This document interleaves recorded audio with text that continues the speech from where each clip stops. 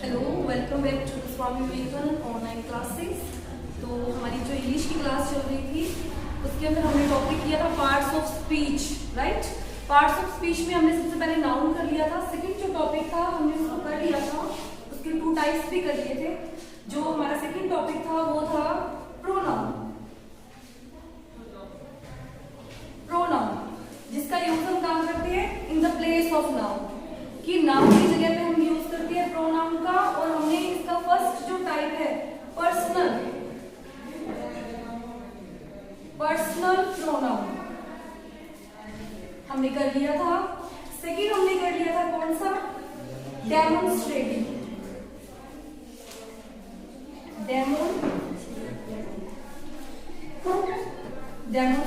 Pronoun. Personal pronoun कौन कौन से थे? हल्का सा रिवाइज कर लेते हैं इसको। I, we, you, he, she, it और दे। यही थे ना पर्सनल प्रोनाउन। अब इनमें भी क्या थे? फर्स्ट पर्सन थे, सेकंड पर्सन थे और थर्ड पर्सन थे। तो आई और वी को हमने किया था फर्स्ट पर्सन में, यू हमारा सेकंड पर्सन था और ये हमारे थे थर्ड पर्सन। इनकी मैंने आपको सब्जेक्ट फॉर्म भी बताई थी, ऑब्जेक्ट फॉर्म भी बताई थी, पॉजेसिव प्रोनाउन भी बताया था और इनसे मैंने एडजेक्टिव भी बताए थे। हाँ, ठीक है, राइट। सेकंड हमने किए थे डेमोन्स्ट्रेटिव प्रोनाउन। कौन कौन से होते हैं? दिस, दैट, दीज, दोस और एक था सच, राइट। ये थे। अब ये दिस और दैट दोनों क्या है? सिंगुलर है, ठीक है। दीज और दोस दोनों क्या है? प्लूरल है। दिस का प्लूरल क्या होगा? दीज, दैट का प्लूरल दोस, ठीक है। और डेमोन्स्ट्रेटिव का मतलब क्या होता है? जब हम इसका यूज हम कहाँ करते हैं? टाइम और डिस्टेंस को बताने के लिए।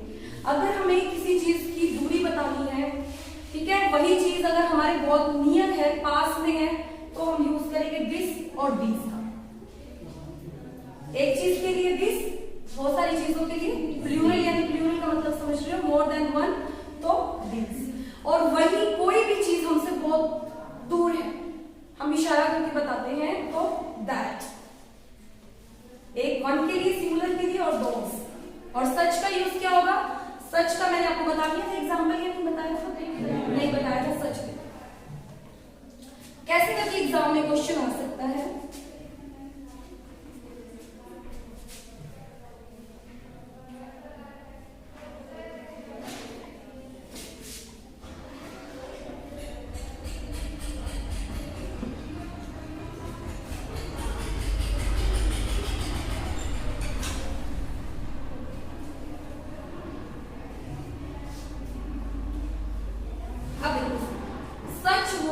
एटीट्यूड, तो यहाँ पे सच दिया गया है।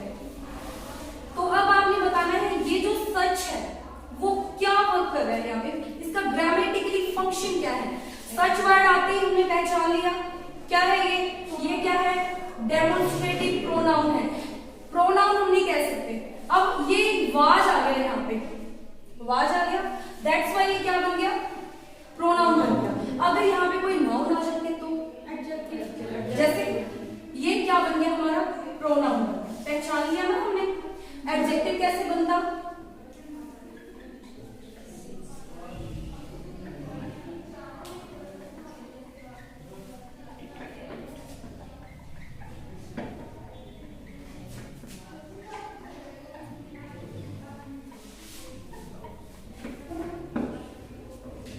देखो, such an attitude will not be tolerated. अब देखो सच यहाँ पे आ गया, क्या ये प्रोनाउन का फंक्शन कर रहा है? It's working as a pronoun? No. क्या वर्क कर रही है? ग्रामेटिकल फंक्शन क्या है? एडजेक्टिव, क्योंकि इसके बाद में क्या आ गया? एटीट्यूड आ गया। समझ आ गया? तो ये हमारा क्या हो गया? एक एडजेक्टिव कह सकते हो आप इसे, डिटरमाइन कह सकते हो। समझ आया? ये था आपका डेमोन्स्ट्रेटिव। नेक्स्ट की बात करते हैं, नंबर 3, प्रोनाउन का टाइप करेंगे हम। Number 3, indefinite.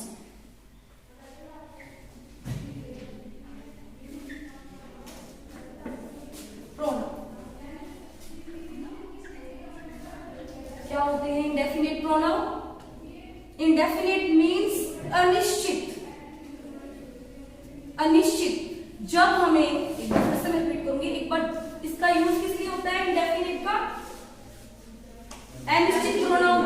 अनिश्चित मतलब किसी के बारे में हमें कुछ पता नहीं है, किसी का कुछ नाम हमें पता नहीं है, या हम उसका नाम लेना नहीं चाहते, उसके लिए किसका यूज होगा? इंडेफिनिट का यूज होगा। जैसे somebody is waiting outside, somebody is waiting outside। हमें नहीं पता, कोई भी आ जाए, मैं यहाँ पे पढ़ा रही हूँ, I'm teaching here, कोई बाहर से आ जाए कि मैम somebody is waiting, अब उसे नहीं पता ना कि वो कौन है, मेरा बेटा है, मेरे फादर है, या कौन है, वो है नहीं पता ना उसको, वो आगे क्या देगा? Ma'am somebody is waiting outside, कि कोई आपका बाहर इंतजार कर रहा है, कोई वर्ड है ना, उसे नहीं पता। और ऐसी ऐसी चीजों के लिए हम क्या यूज करते हैं? Indefinite pronoun. ठीक है, somebody is waiting outside, something is there, something is there, कुछ है वहां पे। अब क्या पता क्या है, जब जाएंगे फाइंड आउट करेंगे तब पता चलेगा क्या है। तो ये जो समथिंग, देखिए ये कौन कौन से हो सकते हैं, नोट कर सकते हो आप इसे। जैसे someone, somebody, no one, nobody, nobody is there। मैं जाके कह दूं, जैसे कोई मेरे पास आए, कहे कि ma'am somebody is waiting outside, मैं जाऊं वहां पे, वो हो ही ना, फिर मैं क्या कहूंगी? अरे nobody is there, कोई भी नहीं है यहाँ पे, तो है ना, ऐसे वर्ड हम यूज करते हैं अपनी लाइफ में। तो ये देखो nobody, someone, somebody, no one, nobody, everyone, everybody,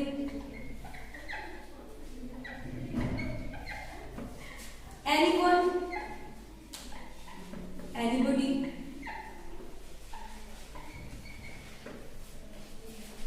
ठीक है ये वाले।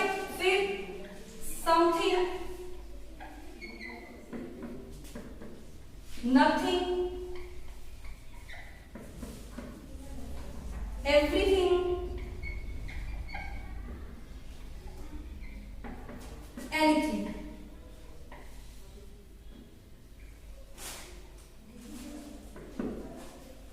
ये सारे के सारे क्या है? इंडेफिनिट प्रोनाउन है। ठीक है, उसके बाद देखो वन है, ऑल है, नन है, सम है, फ्यू है, मैन है। अब एक मिनट इधर देख लो सब लोग, फिर बाकी आप लोग कंटिन्यू लिखिएगा लिखना। देखो ये जो यहां से है, यहां फिर से बोल दो, someone, somebody, no one, nobody, everyone, everybody, anyone, anybody, something, nothing, everything, anything। ये तो क्या रहेंगे? इंडेफिनिट प्रोनाउन रहेंगे, ये श्योर है। ठीक है, बट यहां पे हम बात करेंगे वन की, ऑल की, सम की, फ्यू की, मैनी की। ये क्या हो सकते हैं? ये डिटर्मिनर्स भी हो सकते हैं, एडजेक्टिव भी और प्रोनाउन भी। इनमें हम क्या चीज देखेंगे? वही फंक्शन क्या कर रहे हैं। अगर तो इनके बाद कोई नाउन आ जाती है तो फिर ये क्या बन जाएंगे? एडजेक्टिव बन जाएंगे। अगर इनके बाद कोई नाउन नहीं आती तो ये प्रोनाउन का फंक्शन करेंगे। और कौन से प्रोनाउन का फंक्शन करेंगे? काम करेंगे इंडेफिनिट। मतलब ये दो काम कर सकते हैं, इंडेफिनिट प्रोनाउन का भी और डिटर्मिनर्स का भी। समझ आया ये? अब ये देखिए वन के बारे में हम कंफ्यूज रहते हैं। वन का हम किस लिए यूज करते हैं? नंबर्स के लिए। नंबर्स के लिए भी यूज हो सकता है, और इसका प्रोनाउन में कैसे यूज होगा मैं बता दूंगी। नोट कर लिया आपने सबने?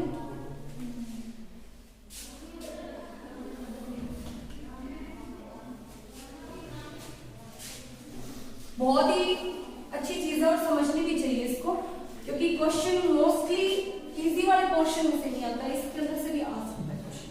अब देखो one must work honest.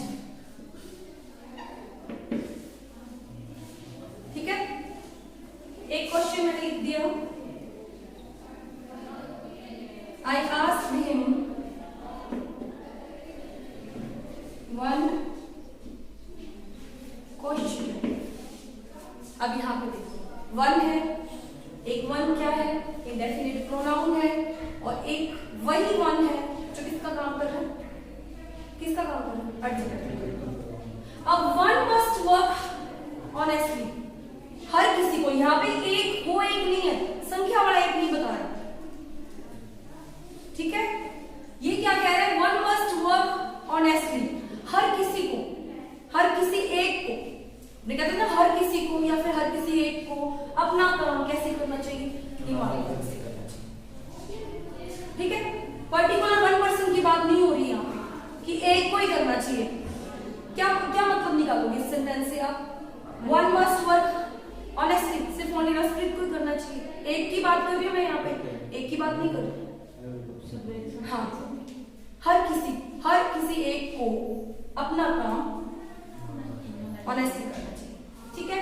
I asked him one question, अब ये तो बिल्कुल आसान है, ये वन है और इसके बाद में एक नाउन आ गई है, तो ये तो वर्क कर रहा है एडजेक्टिव का, और ये वाला वन किसका काम कर रहा है, इंडेफिनिट प्रोनाउन, ये भी ध्यान रखते जाइएगा, इंडेफिनिट प्रोनाउन का वर्क कर रहा है। Is it clear? अब देख लो, अब मैंने पहले आपको वो लिखवाए थे, वो तो हमेशा ही क्या थे, somebody, someone, और anybody, everybody, वो तो सारे क्या थे, इंडेफिनिट प्रोनाउन थे, वो इंडेफिनिट प्रोनाउन का ही काम कर रहे हैं। अब जैसे मैंने यहाँ पे एग्जांपल ले लिया, some happy,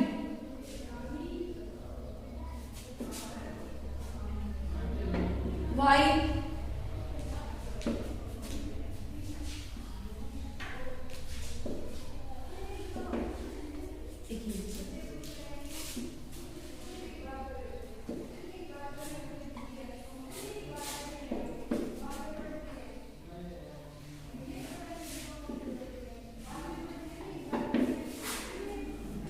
सेंटेंसेस लिख दिए मैंने, पहचान सकते हैं हम लोग फंक्शन का। सम के बाद में some were happy while others were not, तो यहाँ पे सम है, उसके बाद में कोई नाउन नहीं है, ये हमारा क्या हो गया, प्रोनाउन हो गया, कौन सा, इंडेफिनिट। यहाँ पे सम है, आगे क्या आ गई, नाउन आ गई, तो ये हमारा क्या हो गया, एडजेक्टिव भी कह सकते हैं आप इसको, डिटरमिनेंट भी कह सकते हैं, हो गया।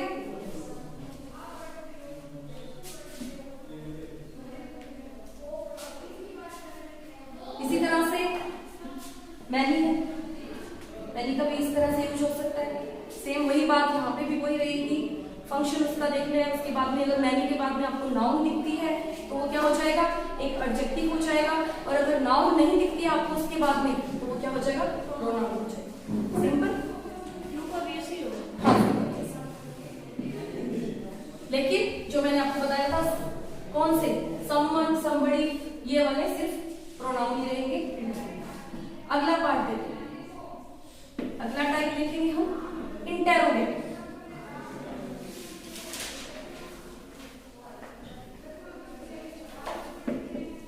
इंटेरोगेटिव प्रोनाउन,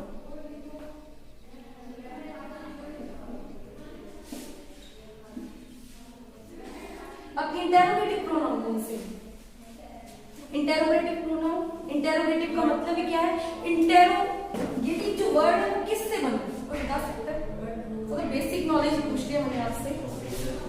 इंटेरोगेशन, इंटेरोगेशन एक वर्ड है जिसका मतलब होता है पूछताछ, ठीक है, इन्वेस्टिगेशन नहीं करें, वो जांच पड़ताल हो जाती है, यहाँ पे वर्ड है इंटेरोगेशन। इंटेरोगेशन का मतलब क्या होता है, पूछताछ, उसी से क्या बना है, इंटेरोगेटिव, पूछताछ, और इंटेरोगेटिव का मतलब प्रश्न, प्रश्न में। तो अब देखिए कौन कौन से हो सकते हैं,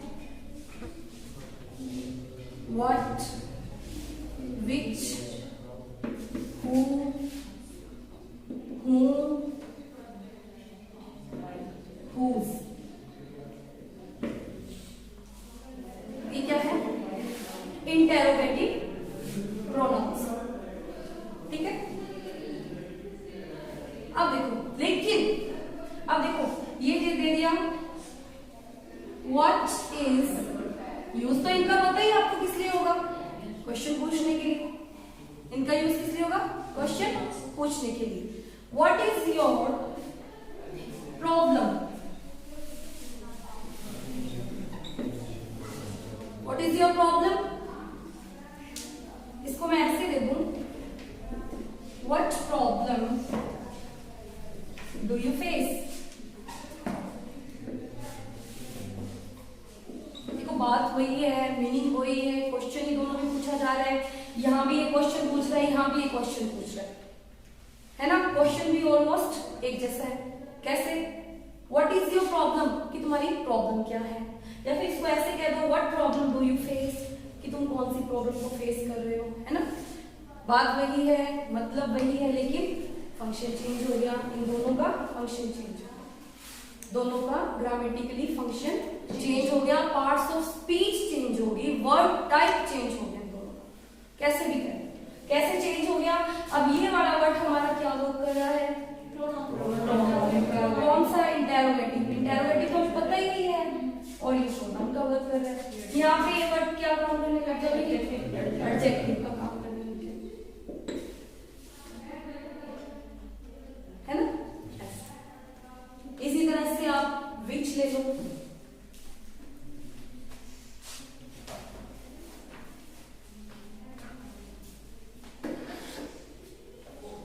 अब देखो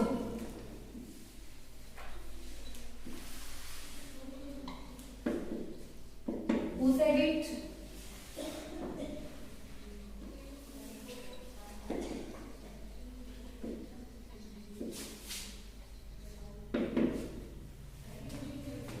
विच भी वही काम करेगा, कौन सा, प्रोनाउन का भी और एडजेक्टिव का भी। लेकिन हम बात करेंगे किसकी, हु की और whom की। ये दोनों क्या है, ये एडजेक्टिव का वर्क नहीं करेंगे, ये दोनों किसका वर्क करेंगे, प्रोनाउन का। जैसे मैंने आपको उसमें इंडेफिनिट में बताया था ना कि somebody, someone, anybody, anyone, everybody, any, वो everyone, ये क्या थे, सिर्फ प्रोनाउन का ही वर्क कर रहे थे। who और whom भी हमेशा ऑलवेज नोट करके आप लिख सकते हो कि प्रोनाउन का ही वर्क करते हैं। अब इनके दो सेंटेंस भी देख लो, who said it, question mark लगाना मत भूलिएगा इनके साथ, इंटेरोगेटिव, दैट्स व्हाई। ठीक है, अब यहाँ पे देखो who said it और यहाँ पे whom did you see there, ये दोनों के दोनों क्या वर्क कर रहे हैं, प्रोनाउन का। Is it okay? अब रहेगी whose की बात। whose फिर वही दोनों का काम करेगा। कैसे, देख लो,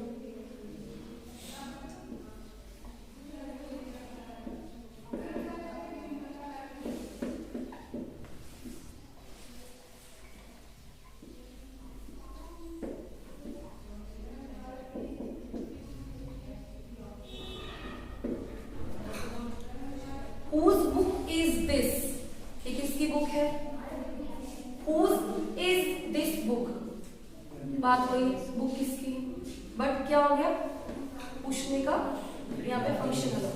पहले वाला किससे रखेंगे, सेकंड वाला क्लियर। बस ये याद रखने आपको इंटेरोगेटिव प्रोनाउन कौन से होते हैं। ठीक है, अब आ जाओ बहुत ही इंपॉर्टेंट पार्ट पे। आई थिंक ये तो कुछ इजी वाला क्वेश्चन था, क्योंकि हमने ये कॉन्सेप्ट लेते हुए चल आ रहे हैं ना शुरू से कि नाउन, अब तो हमें प्रोनाउन और एडजेक्टिव पर अच्छे से पहचान सकते हैं। लेकिन अब आगे रिफ्लेक्सिव, 5 नंबर पे कर लो, बहुत ही अच्छे से समझ लेना इसको। रिफ्लेक्सिव प्रोनाउन,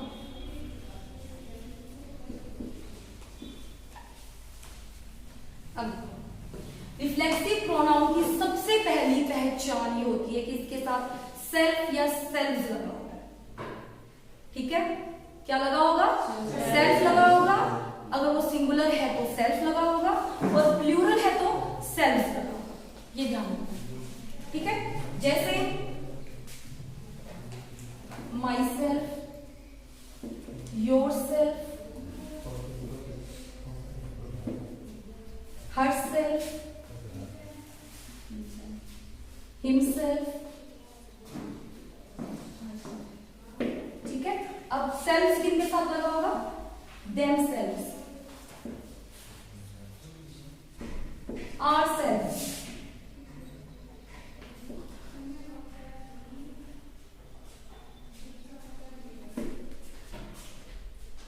ये सारे के सारे वर्ड क्या है, रिफ्लेक्सिव प्रोनाउन, ठीक है। अब देखो ये वाले सेम के सेम एम्फैटिक भी होंगे, लेकिन यूज समझना है हमने, पहले समझ लेते हैं हम रिफ्लेक्सिव को कि रिफ्लेक्सिव क्या होता है, ठीक है। अब देखो हमारा सेंटेंस का फॉर्मूला क्या होता है, यही होता है ना। ये हमारा डूअर, डूअर राइट, ये हमारी एक्शन, इसे हम एक्शन कह देते हैं, और ये हमारा क्या हो जाता है, ऑब्जेक्ट भी हो गया, रिसीवर भी कह सकते हैं। एक मिनट, अब मैंने एक सेंटेंस बनाना है यहाँ पे,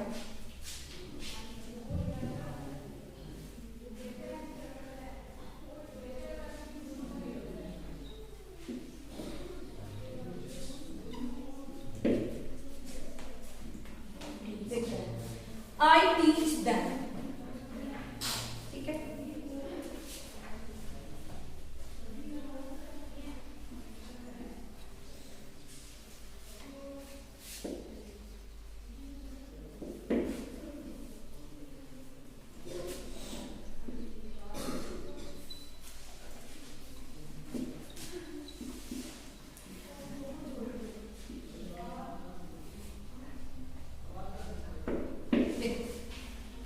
यहाँ पे मैंने कुछ सेंटेंस राइट किए हैं।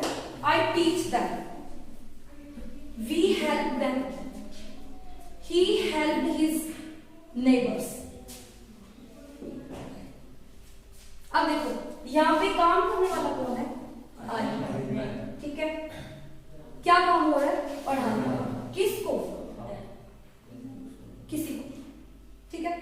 तो ये क्या हो गया, यहाँ पे डूअर कौन है, डूअर, और ये पढ़ाने का काम हो गया, एक्शन हो गया। लेकिन रिसीवर कौन है, कोई और है, रिसीवर कौन है, कोई और है, ठीक है। समझते जाओ, इसी से हमारा कॉन्सेप्ट जो ये है वो क्लियर होगा, okay. We help them, help कौन कर रहा है, वी, हेल्प कर रहे हैं, किसकी कर रहे हैं, उनकी, किसी और की हेल्प कर रहे हैं। तो यहाँ पे डूअर और जो रिसीवर है वो क्या है, अलग अलग हो गए। इसमें भी क्या है, डूअर और रिसीवर, रिसीवर डिफरेंट हो गया ना। कर कोई रहा है, पढ़ कोई रहा है, हेल्प कोई कर रहा है, हो किसी की रही है, इस पे ध्यान देते हैं। ही हेल्प हिज नेबर्स, वो किसकी हेल्प कर रहा है, अपनी नेबर्स की। हेल्प कौन कर रहा है, वह कर रहा है, किसकी कर रहा है, नेबर्स की कर रहा है, किसी और की कर रहा है ना। डूअर और रिसीवर अलग अलग है, लेकिन रिफ्लेक्सिव में क्या है, डूअर और रिसीवर सेम, डूअर और रिसीवर सेम, यानी हमारे काम का जो इफेक्ट है हम पे ही पड़ेगा, वो होता है रिफ्लेक्सिव प्रोनाउन। जैसे इसका एग्जांपल अब देख लो, अब आपने लिखा है ना आई टीच देम, तो क्या हो जाएगा, I teach myself, मैंने किसको पढ़ाया, खुद को पढ़ाया। अब ये myself वर्ड क्या है, रिफ्लेक्सिव प्रोनाउन है, ठीक है। क्या पहचान होगी, सेम, मैं आपको फिर से कह दूं, सेल्फ और सेल्फ से बिल्कुल पहचान मत करिएगा, ये एक इसकी सिर्फ लिटिल सी आइडेंटिफिकेशन है कि जिस वर्ड में सेल्फ या सेल्फ लगा होता है वो रिफ्लेक्सिव होते हैं, लेकिन जिसमें सेल्फ या सेल्फ लगा होता है वो एम्फैटिक भी होंगे आगे जाके। फिर दोनों में डिफरेंस क्या होगा, आपको रिफ्लेक्सिव को कैसे याद करना है, रिफ्लेक्सिव मतलब जब डूअर और रिसीवर सेम हो, यानी काम को करने वाला और काम का इफेक्ट जिस पर हो खुद पर ही होगा, यानी रिसीवर भी वो खुद होगा, डूअर भी खुद होगा, काम अपने काम का प्रभाव अपने पर ही पड़े, किसी और पर ना पड़े। अब जैसे ही हेल्प, क्या होगा यहाँ पे, नेबर्स की जगह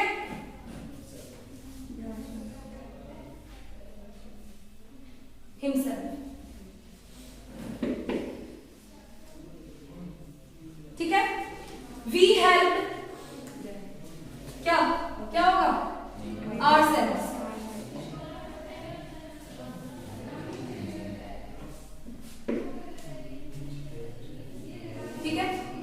they help themselves.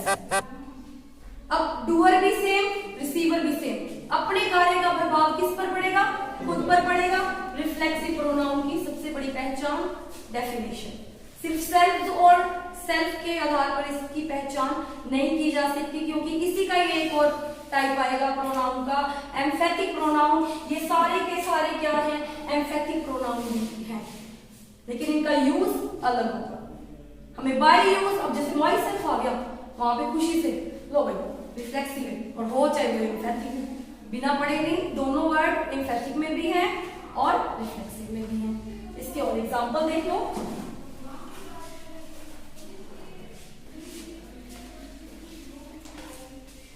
She hurt herself.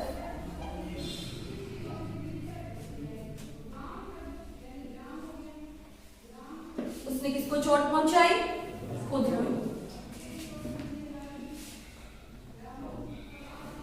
They cooked themselves. उन्होंने खाना अपने आप बनाया भी खुद ने और खाया भी खुद ने। ठीक है? She hurt herself. इसने किसको चोट पहुंचा दी? अपने। समझ में आया? रिफ्लेक्सिव का क्या मतलब है? डूअर और रिसीवर सेम, और वर्ड सेल्फ और self. Is it clear?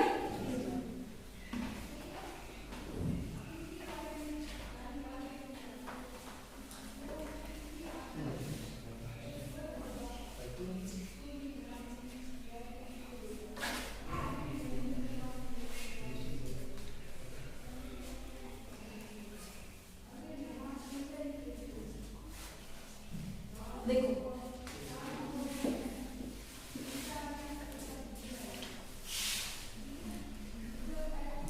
एम्फेथिक pronoun.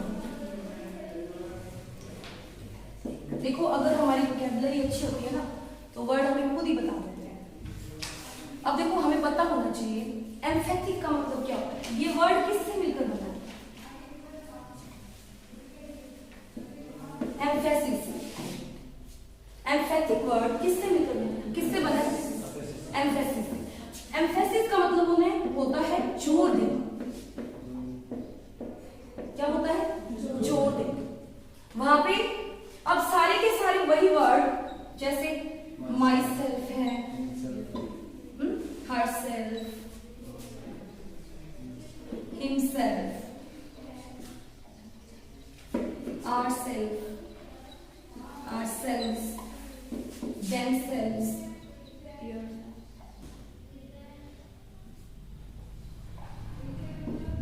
yourself, ये सारे के सारे क्या है? रिफ्लेक्सिव प्रोनाउन भी थे, एम्फेथिक भी। लेकिन यहाँ पे वर्ड आ गया एम्फेथिक, जिसका मतलब होता है एम्फेसाइज। एम्फेसाइज करना। आपने कहते हैं ना, एम्फेसाइज कर रहे हो, तुम मुझे काम करने के लिए जोर दे रहे हो, किसी काम को करने के लिए जोर देना। ठीक है?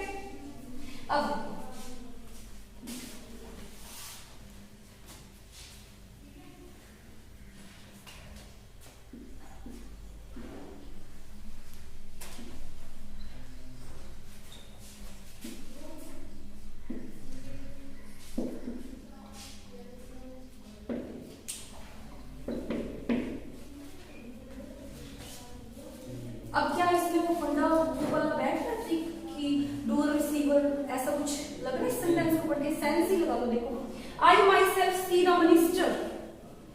मैंने खुद ने किसको देखा है? जोर दे के कह रहा है वो। इनफ था अगर वो ये कहता आई सी द मिनिस्टर। मैंने किसको देखा है? मिनिस्टर को देखा है। बट नहीं, वो क्या कर रहा है? एम्फेसाइज कर रहा है, इस बात पर जोर दे रहा है कि मैंने खुद ने, I myself see the minister, मैंने खुद ने। जोर दे रही है ना ये बात पे। इनफ नहीं था क्या? इसके बिना का सेंटेंस नहीं बन सकता था। एक चीज याद रखिएगा, रिफ्लेक्सिव प्रोनाउन को हम अपनी सीट से नहीं हटा सकते। ऐसा अगर हम करते हैं तो हमारा सेंटेंस ये तो रॉन्ग हो जाएगा या फिर मीनिंगलेस हो जाएगा। देखो, body, they forget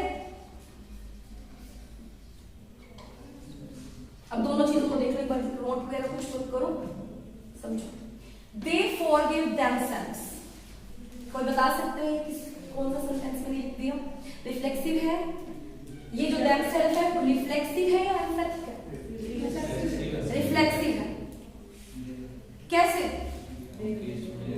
डूअर भी सेम है, रिसीवर भी सेम है। दे फॉरगेट, उन्होंने माफ कर दिया किसको? खुद को। उन्होंने खुद को माफ कर दिया। लेकिन यहाँ पे क्या है? I myself see the minister. अब आप यहाँ पे इसको रिमूव कर दो, themselves को रिमूव कर दो, क्या आपका सेंटेंस कंप्लीट है ये? Can we say that it is a complete sentence? It is not complete. Reflexive pronoun को हम नहीं हटा सकते। अगर हम उसको हटाते हैं तो हमारा सेंटेंस क्या हो जाता है? रॉन्ग हो जाएगा या फिर इनकम्प्लीट हो जाएगा। हम इसे इनकम्प्लीट सेंटेंस कहेंगे, रॉन्ग नहीं कहेंगे, क्योंकि गलती तो यहाँ पे कोई नहीं है, लेकिन पूरा नहीं, ये अधूरा है। ये पूरा कब बनेगा? जब हम इसके साथ themselves लगाते हैं। Now it is a complete sentence. So हमें क्या पता चला? रिफ्लेक्सिव प्रोनाउन को हम अपनी सीट से नहीं हटा सकते। अगर ऐसा करते हैं तो रॉन्ग हो जाएगा या फिर इनकम्प्लीट हो जाएगा। Sometime it can be wrong, sometime it can be incomplete. ठीक है, लेकिन यहां क्या है? एम्फेसिस, जोर दे रहा है बात पे। लेकिन अगर आप इसको यहां से रिमूव कर दें, we can easily remove it, तो क्या है? बात वही रहेगी, I see the minister, but जोर नहीं दे रहा वो बात पे। तो एम्फेसिस, एम्फेटिक जो प्रोनाउन है उसको हम हटा भी सकते हैं, और जोर डालना है किसी बात पे तो लगा भी सकते हैं, और लेकिन इसको हटा नहीं सकते, रिफ्लेक्सिव प्रोनाउन को हटा नहीं सकते। ठीक है, ये वर्ड यहाँ पे आएगा माई सेल्फ, बात को जोड़ डालने के लिए कि मैंने खुद ने। अब कभी कंफ्यूज नहीं होंगे ना हम लोग एम्फैथिक में और रिफ्लेक्सिव, दोनों का यूज अभी बहुत अच्छे से आ गया है। और इसके जो बाकी जो पार्ट्स बचे हैं, कुछ ही पार्ट्स रह गए हैं, आई मीन टाइप्स रह गए हैं हमारे प्रोनाउन के, वो हम करेंगे नेक्स्ट क्लास में। तब तक